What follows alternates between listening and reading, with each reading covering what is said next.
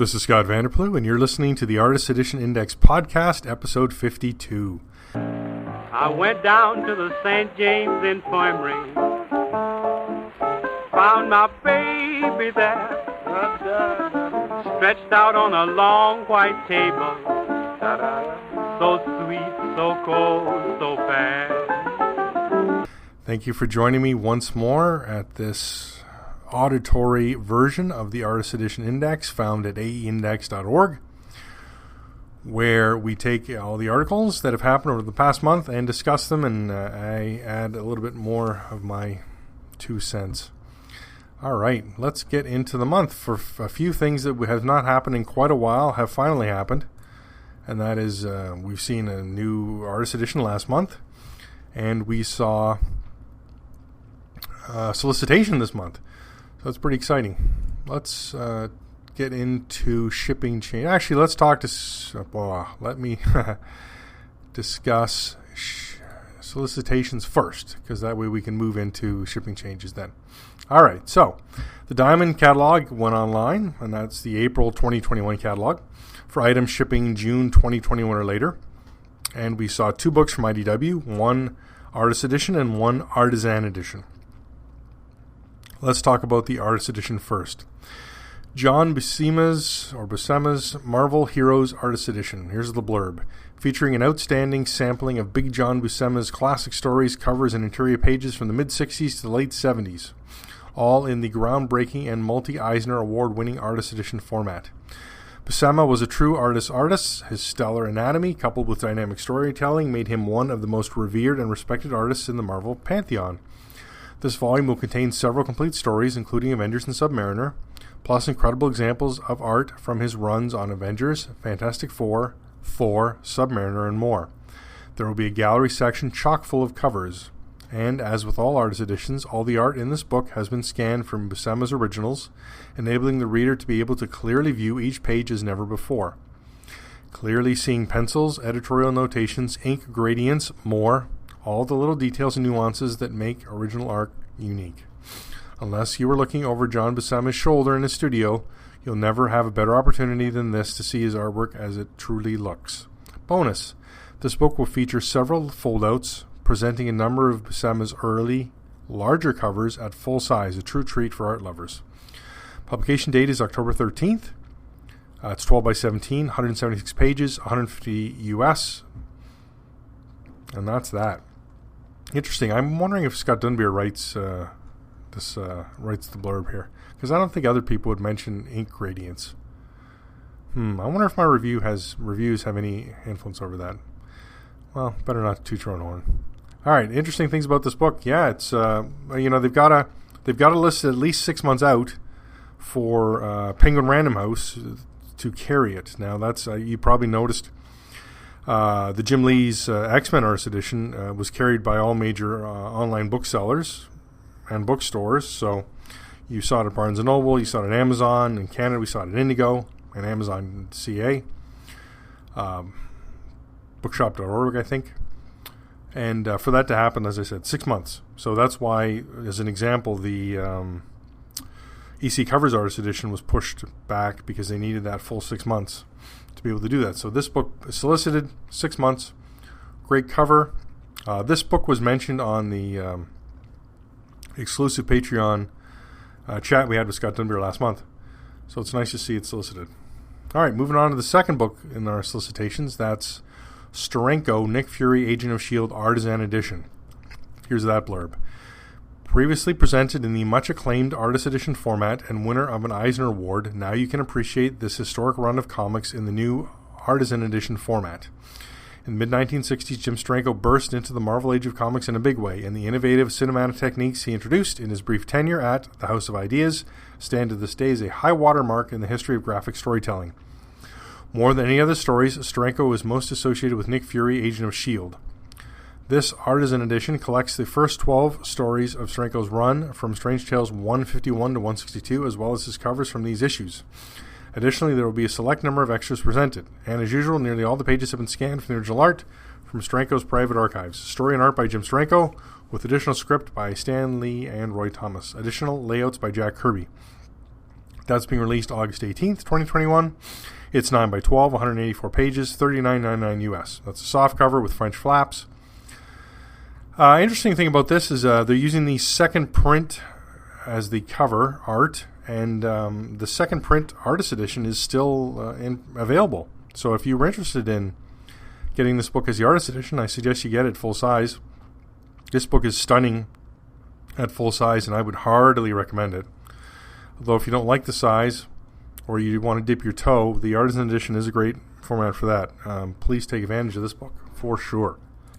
All right, and that leads us on to shipping changes. Let's go to the artist edition AE Format Books Index page. I try and keep this up to date as possible. So I check it every day. There's not changes every day. Certainly, I change the date most days. All right. Shipping changes. We had one shipping change. That's Jack Kirby's Fantastic Four Artist Edition has moved to June 30th. The other thing was I was looking on the I don't know if it was Penguin Random House or not. I was on Ada Weiss, and I noticed in the Dynamite catalog that Best of Umbrella Magazine Art Edition was canceled there. It's not canceled on Diamond. It's still showing as a May 19th ship date. It's been moved, I don't know how many times since from September 2016. But as well, I pulled that from the shipping list.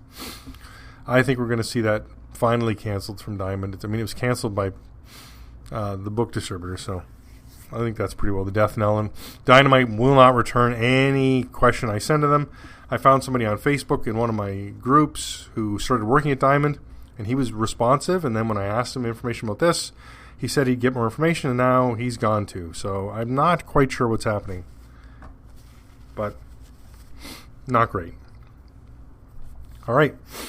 That's one shipping change. That's it. Now let's move on to some news. And I'm going to news in that I started doing these artifact articles. So I posted artifacts for March 11th, and I had two pieces of news, both pretty big actually. First one was Nexus, The Coming of Gramando Deluxe Edition. That's the AE format size book of the first part of the Gramando story from Steve Rude. And they're changing the size of the book from 10 by 15 to 12 by 17. It's a big book. There's some, I got the PDF preview because I backed it on Kickstarter. And I got to say, there's some material in there that really doesn't belong in an artist edition, but they're not calling it an artist edition, they're calling it a deluxe edition. So it is 340 pages, so there's a lot of material there. Anyway, they've also launched the book on Indiegogo. It's a little bit more. It's $199 US, but they're doing free worldwide shipping. So if you were concerned about missing out on this book and you didn't get the Kickstarter, and now you live in, say, Europe or Asia, this is a great opportunity to get the book and to get free shipping. Because normally shipping to Europe kills these kind of deals. I know when I order books from Europe, frequently I think this is going to kill me when I'm paying, 40 euros to ship a book to Canada. All right, the second announcement. This is a big one. And I will read the press release. The Judge Dredd art of Brian Boland, one of the most influential comic book artists of all time, is to be unleashed in a stunning new collection from 2000 AD. Acclaimed as one of the greatest artists of his generation, Boland's work on Judge Dredd is to be showcased in a deluxe, oversized facsimile edition featuring new high-resolution scans of his original art from 2000 AD. Brian Boland, the Apex edition, will be released in 2022. Full details and pre-order will be announced at a later date. Boland is one of the definitive 2000 AD artists. His work on Judge Dredd helped catapult the series to international attention, not least thanks to his co-creation of the arch-alien superfiend Judge Death, as well as his slick, highly detailed line work on stories such as Punk's Rule and the Cursed Earth, the inventiveness and sardonic humor of his covers for 2000 AD, and the Eagle comic reprints for North America, confirmed him as one of the industry's greatest, who has influenced a huge number of today's comic book superstars. Brian Boland, the Apex edition, follows Rebellion's successful Zenith Apex edition, which collected Steve Yowell's stunning artwork from his and Grant Morrison's Super Series. Yeah, it collected the first part of this series. I really would have liked to see 3 more Apex editions since Steve Yowell's got all the artwork. But anyways, that's just back to the blurb. It will feature high-resolution scans of original art, showing Boland's delicate inking brushwork in unprecedented detail, as well as the titles and word balloons placed over it at the time by IPC's art team.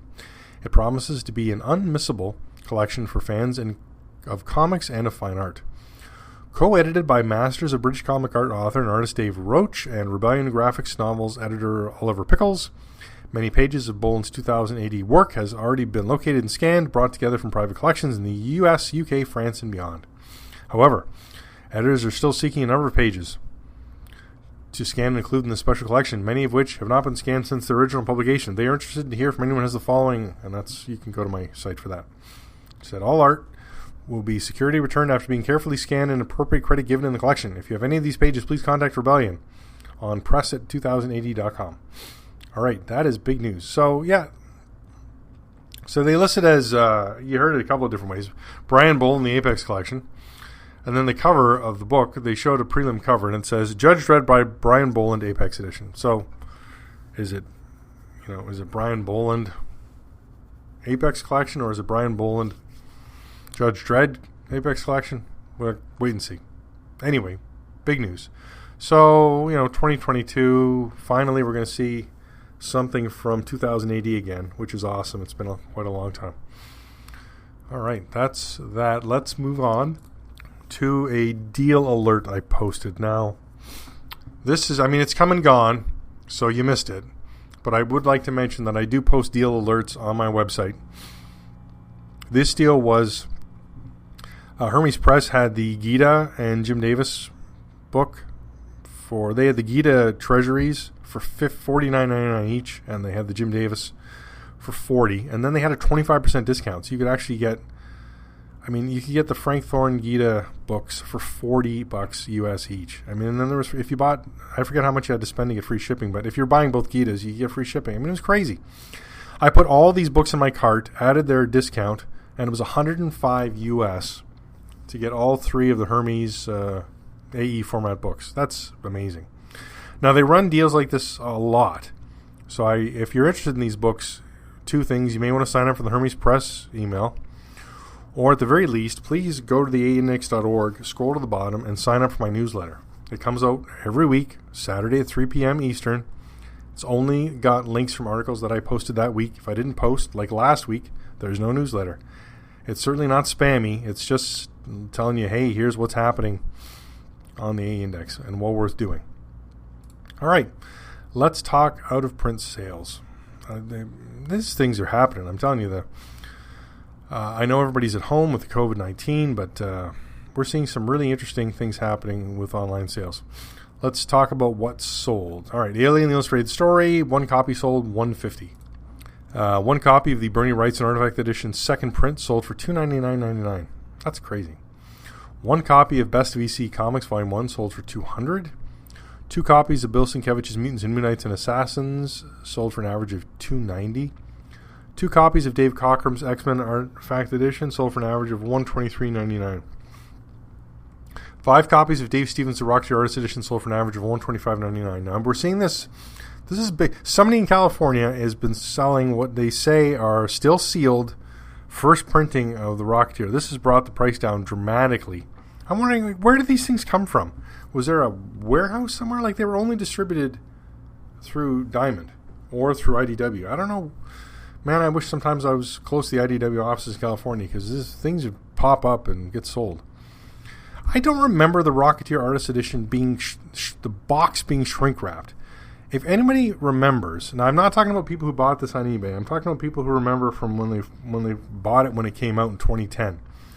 Was the entire box shrink wrapped? Because I looked at my box, and the lid is held down by 2 stickers, but I don't remember if the box was shrink wrapped or the book inside was shrink wrapped. Something just doesn't. My memory's not jarring with the whole thing being shrink wrapped on the outside. If you have that, please email me, scott@aeindex.org. If you have that memory, that would be great. All right, moving on. 3 copies of David Mazzucchelli's Jennifer Born Again Artist Edition for an average of $235.14. Interesting, the Artisan Edition has not brought the price of that down, which is nice to see. 1 copy of ElfQuest Gallery Edition sold for $149.95. 1 copy of Frank Cho's Savage Wolverine sold for $359. I don't get that. This book's readily available on eBay. It was selling for like $110, $140 all day long. Why the jump? 2 copies of Frank Miller's Daredevil Artifact Edition, sold for an average of $162. 1 copy of Frank Miller's Sin City, The Hard Goodbye, sold for $175. 2 copies of Gene Colan's Tomb of Dracula, sold for an average of $249.95. 2 copies of Jack Davis's EC Story, sold for an average of $197.96. 1 copy of Jack Kirby's Marvels and Heroes and Monsters, sold for $175. 3 copies of Jack Kirby's The Mighty Thor, sold for an average of $133.31. 2 copies of Jim Lee DC Legends, sold for an average of $132.50. 1 copy of Joe Kubert's Stars and the Apes, sold for $79.99. 1 copy of John Buscema's Silver Surfer Artist Edition, sold for $149.95. 2 copies of John Byrne's Fantastic Four, sold for $154.13 average. 1 copy of John Byrne's X-Men Artifact Edition, sold for $266. 1 copy of John Romita's Amazing Spider-Man Artist Edition, Volume 2, sold for $85. 2 copies of the Lone Wolf and Cub Gallery Edition, sold for an average of $162.50. There's a book that, again, it was, 99 cover, languished well below that for quite a while, and now it's been up steadily above. 3 copies of Marvel Covers Artist Edition First Print, sold for an average of $146.65. 1 copy of Michael Golden's Micronauts, sold for $3.99. Now that's the standard cover, not the variant or anything. 1 copy of Mike Miggola's Hellboy in Hell Second Print, sold for $115. 1 copy of Sergio Aragona's Gru the Wanderer, sold for $120. 2 copies of Spawn Vault Edition, sold for an average of $410. 1 copy of Spawn Vault Edition 2, sold for $250. 1 copy of Star Wars Artifact Edition, sold for $109.99. 1 copy of Star Wars Dark Times Gallery Edition, sold for $65. 1 copy of Stranko Nick Fury Agent of S.H.I.E.L.D. First Print, sold for $165. 1 copy of Wally Wood's EC Stories Artist Edition First Print, sold for $675. Wow. 1 copy of Wally Wood's EC Stories Second Print, sold for $290. 1 copy of Walter Simonson's Star Wars Artist Edition, sold for $199.50. 1 copy of Walter Simonson's Thor, The Mighty Thor. I really should add The Mighty to my list. Sold for $89.99. 2 copies of the second print, sold for $98.92 average. 1 copy of Will Eisner's Contract with God Curators Collection, sold for $165.24. And 1 copy of Will Eisner's The Spirit Artist Edition, sold for $174.99. And to make the list more interesting, I've added a section at the bottom of highest prices I've seen paid. So I wrote, with prices going ever higher on variants, I'm adding a small list of the highest prices seen on eBay. Some interesting things. So David Mazzucchelli's Daredevil Born Again on Artist Edition, signed, numbered, slipcased, sold for $900 on January 24th. 1 copy of Jim Lee's X-Men Artist Edition, the signed copy, sold for $7.99 on March 3rd. 1 copy of John Romita's The Amazing Spider-Man Artist Edition Remarked. Now that's signed by Stan Lee, John Romita, and sketched by John Romita, sold for $1,800 on January 30th. And 1 copy of Wally Wood's EC Stories Artist Edition First Print, sold for $675, which I mentioned earlier, but it made the list. So 4 books. Those are some big prices. I mean, Wally Woods is 9 years old, but $675. I mean, that's a huge jump. And $1,800 for the. I guess you can't fault the Romita. I mean, of any of the remarked, that's. I mean, I did buy that one and the Mazzucchelli, just because those are the ones that really stood out to me as being something so unique that I didn't think we'd ever see anything like it again. I guess I should have bought a Jim Lee Artist Edition signed, but $300 US. I mean, the variant covers don't appeal to me. I like signed and numbered, but because I buy every AE format book and I get them at a discount, I don't want to pay full price for any book, really. The days of me paying full price are long gone. I can't even remember paying full price for a book. I started collecting comics in 1980. I guess I paid full price at the spinner rack at Max Milk. But I started going to a comic shop not long after that, and I had a pull list, and I've had a discount ever since. I mean, yeah, I don't like to pay full price on any book, really. All right. I've got 2 reviews this month. I was back up to 2 reviews. I don't know how it happened exactly, but I thought I'll talk about it later, but I do know how it happened. But a couple things I wanted to mention about how to support the Artist Edition Index. 3 ways. 1, become a Patreon patron. $1 a month or more. You can give whatever you'd like, but it starts at $1, and that's just this way to say thank you for what you're doing, and here's a little money to support you. I appreciate it greatly. It helps keep the lights on, helps pay the bills. I've got the website, and I've got the books to buy. Second way to support the site is to use any of the affiliate links I have on the site. If you see an Amazon link or a Things from Another World link or an eBay link, I'm getting a percentage from all of those when you click through it and buy something. I greatly appreciate that as well. And now I've got a third way that you can support the Artist Edition Index, and that is to go to my store. And you think, what store? Yep, it's in my list of shortcuts in front of every review, and it's in the main menu across the top. I started a store, and that's because of one of my reviews. I had some extra copies, and I thought, well, I got to sell these. I mean, I'm sitting on them forever. And then I looked through my closet and went through my extra copies and realized I've got extra copies of a lot of things. Mazatel's Daredevil Born Again Artist Edition. I've got an Eric Powell's Lagoon. I've got a signed studio edition of Jaime Hernandez. I've got Jeff Smith's Bone. I've got Bessema's Silver Surfer. I've got John Byrne's Marvel Classics. I got the Book of Ballads, Usagi Jimbo Samurai and Other Stories. I've got a Wallywood Thunder Agents portfolio, and I've got a Simonson's The Mighty Thor Artist Edition. About half of them are still sealed. A couple of them have an issue. The Book of Ballads has a bump on the bottom. The Simonson's The Mighty Thor has just a tiny color break on the back from shelfware. And yeah, that's about it, actually. Oh, and my John Byrne's Marvel Classics Art Edition is a misprint. There's a fold-out in the book that I don't have. So I put these books up. I set an initial price based on market value. I took money off if it had an issue, like the bump in the spine or the missing fold-out. Otherwise, it's market value, i.e., what I'm finding on eBay every month. I am in Canada, but I've been able to use, there's some good shipping services where I'm able to ship media mail for a small fee. So it cost me between $2 and $3. I dropped the book off somewhere in southern Ontario, and they drive it across Niagara Falls, New York, and it shipped media mail for me. So I pay the media mail plus the service fee. So it's pretty great. I was surprised, actually. I mean, I don't do a lot of U.S. shipping, obviously. I'm in Canada. But I was surprised that there's no insurance with media mail. So my first and a couple quotes, I didn't include the insurance, but I had to pay it out of my pocket. So that worked out. Anyways, and for Canadians, I found some good things. I'm using Ship Time. It wasn't too bad. I shipped something across southern Ontario. It was, I don't know, I think it was $15, $20. Wasn't too bad. All right, enough about me and my store. Please support me. Greatly appreciate it. 2 reviews this month. Binky Brown Meets the Holy Virgin Mary. This book, before I get into this, so this book has been on Wikipedia as listed as an artist edition. It's not. But it's been out there since 2009. It's $29. I mean, I had some extra credits on Indigo, so I ordered the book after Christmas and thought, I'll have a look at it. Looked at it. I don't like underground comics. It doesn't appeal to me. The autobiographical nature is fun. The story is fine. Just the artwork is generally sort of crude. This one is about Binky Brown and going to Catholic school and how he's dealing with puberty. And there's a lot of penises in this book. He's drawn a lot of penises. So that doesn't particularly appeal to me. And as I said, the art is sort of amateurish. But it is, scans of his original art. And when you look at this book, it has got everything you'd want in an A format book. It's got a wonderful introduction by Art Spiegelman. It's a good size. It's got a beautiful cover. It's like a die-cut cover. Like, it's just gorgeous. The scans are all very nice. Good quality.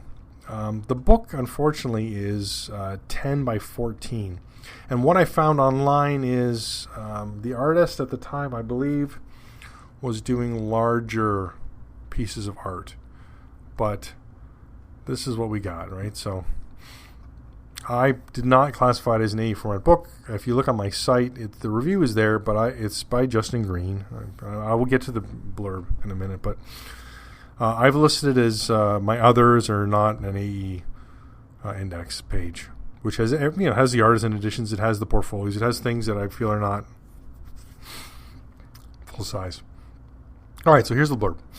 Let me go back to the top of my review here. And again, anything I talk about on the podcast, go online, look at the pictures. Right, this is a visual. I do reviews as a picto review.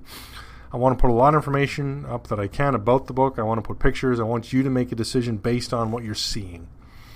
not on me, blabbing about it in the review. All right. A lost classic of underground cartooning, Binky Brown Meets the Holy Virgin is the very first of two genres, the autobiographical graphic novel and a secular exposition of obsessive-compulsive disorder. Through his cartoon doppelganger Binky, Justin Green explores the relationship between sexual repression and the formation of homemade coping strategies which manifest as spectacular neurotic symptoms. Occasionally sexually explicit, hilarious, and provocative, with artwork that veers wildly between formalist and hallucinogenic, this work has been cited in many reference books as being a cornerstone of the underground cartooning genre. We've reproduced this definitive edition by taking the actual original art from which the 72 Last Gasp newsprint comic was printed and reproducing it exactly as is, with all the ambient marks and corrections that were germane to the craft in that era. Green has also added an insightful and illustrated afterword, which discusses the cultural context in which his magnus opus was created, as well as the recent medical advances that have revealed the biochemical origin of obsessive-compulsive disorder. The result is a collector-worthy volume lavishly produced as a hardback edition with a foreword by Art Spiegelman. So it's published by McSweeney's in December 2009, or 10 by 0.2 by 14.1, 64 pages, 29 US. I would love to see other smaller works done in this format. If you take the 64 pages, you double it to artist edition size, 128, say you triple it. Tripling this page count, will that keep it under 100 still? Yes. This is a gorgeous book. 2009, and they're still selling it. I don't know if it's I'm clicking on my copy to see if there is I think it's first print still, believe it or not. All right. Interesting. Yeah, go online, take a look. Interesting stuff. That's pretty well all I'm going to say about it. The great afterward. This is always, as I was saying, what you want to see from an artist edition. Really great cover. Nice design, very clean. A lot of white pages. And then we go to the original art, which is nice. There's no borders in the original art. It's just as is. So, and then a really detailed afterward by the artist, giving his thoughts. You really couldn't ask for more from a piece of work showing the original art. It's well done. Very well done. All right, moving on. The World of John Buscema. Cart Gallery Masters Books number 1.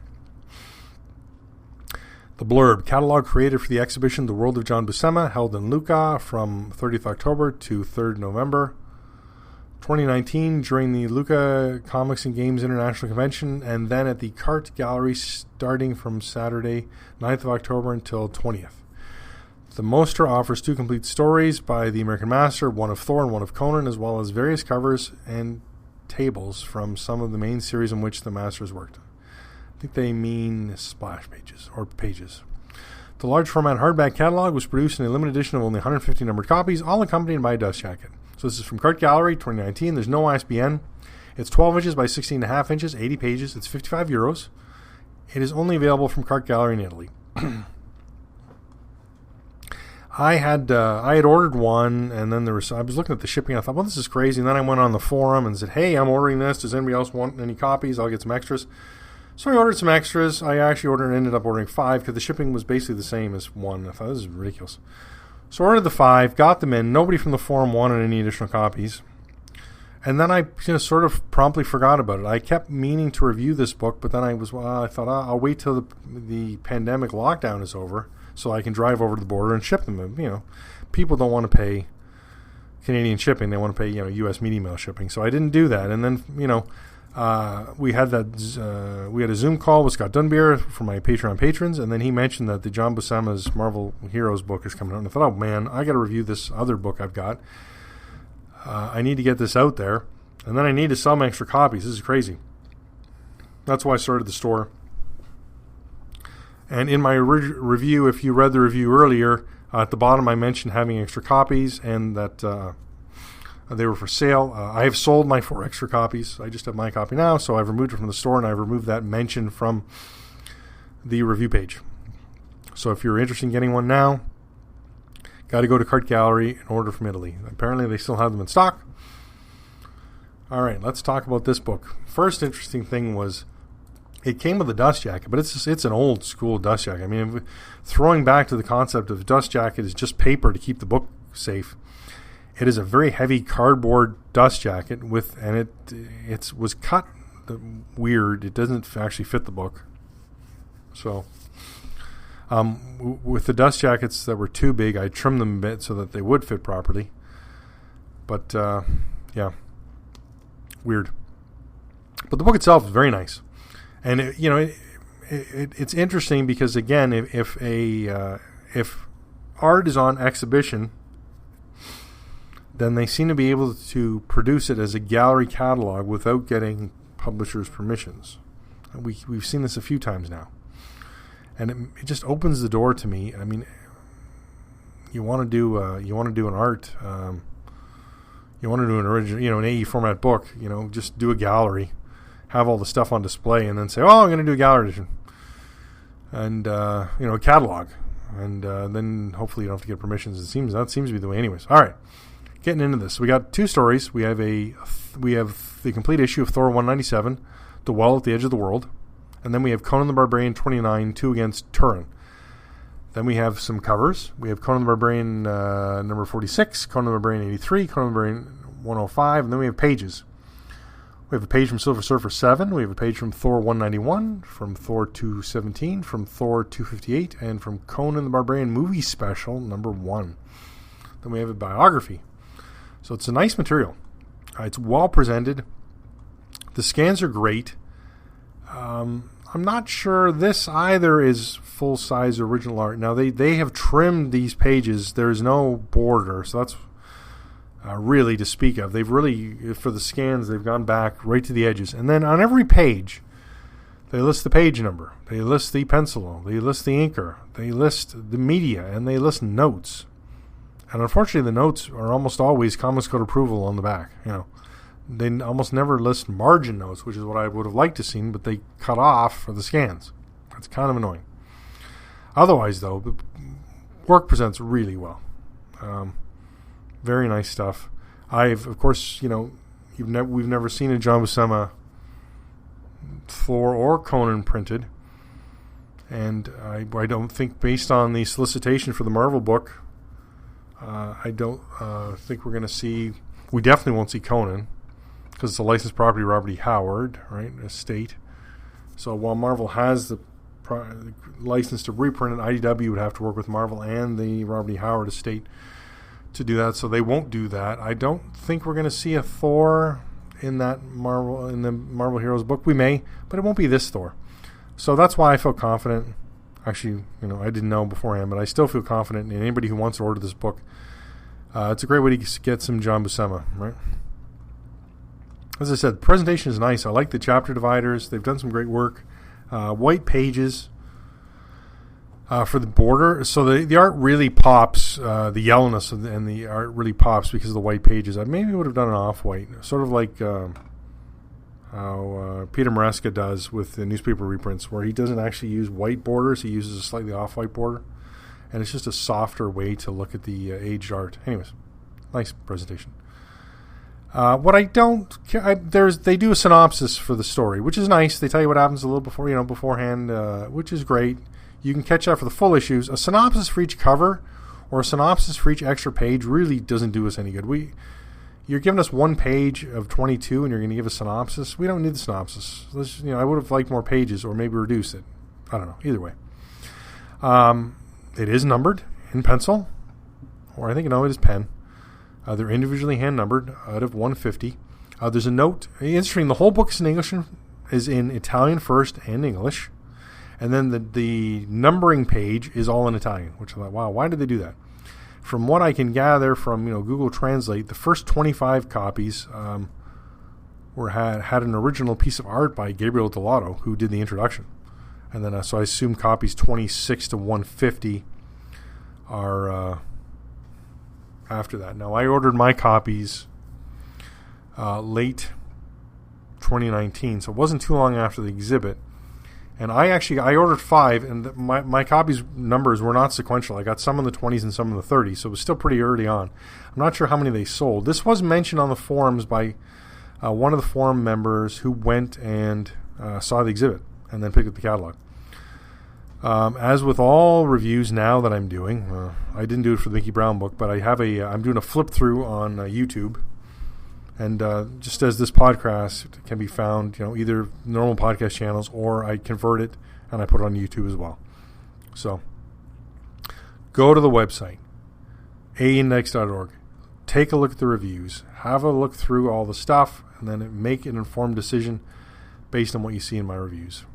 That's it for me. I don't have any reader mail this month. Actually, I have one more thing. See? I don't have any reader mail this month. Please email me any questions you have, scott@aeindex.org. That's also on the About page on aeindex.org. I can't believe I forgot it. I forgot to mention the poll for this month. Now, this month's poll, again, brought by Patreon patron David Jacoy.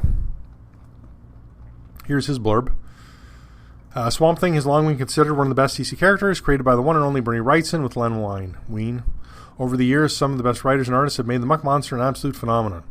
The atmospheric artwork was the perfect companion to the iconic writer's dark and foreboding stories, so Swamp Thing remains a beloved character to this day. Who among these stellar artists deserves the artist's treatment? My two pregnant pauses there is me wanting to do a grammatical fix. I say, who amongst these? I should change that. All right. Anyways, so we had Stephen Bissett with John Tottleman. Got 36 votes, runaway winner.